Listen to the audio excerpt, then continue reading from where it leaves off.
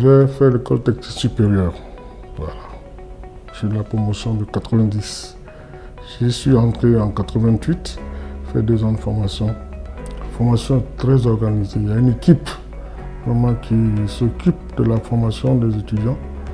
Et la rigueur imposée depuis le début de l'année est maintenue jusqu'à la fin, avec une pression. Vraiment, si vous n'êtes pas du tout averti, vous risquez de quitter l'école avant la fin de l'année. C'est une institution qui devrait être créée si elle n'existait pas.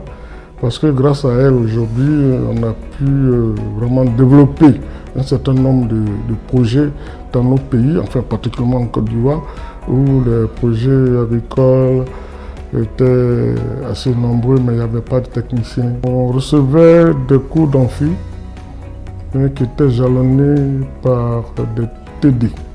En son temps, du point de vue de la documentation, dans la bourse qui nous était accordée par l'État de Côte d'Ivoire, une partie de ces ressources-là était réservée à la documentation. Pendant ma formation, on n'avait que 2 filles parmi, disons, tous les étudiants.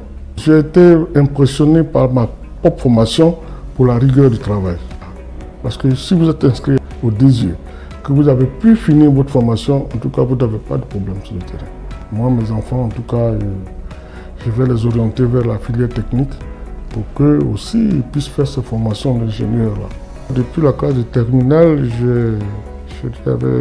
j'avais souhaité qu'elle s'éloigne un peu de l'enseignement général, de chercher quelque chose de plus pratique.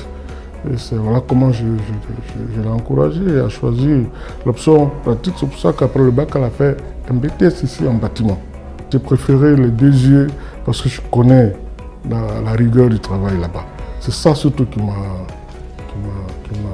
incité à l'inscrire là-bas.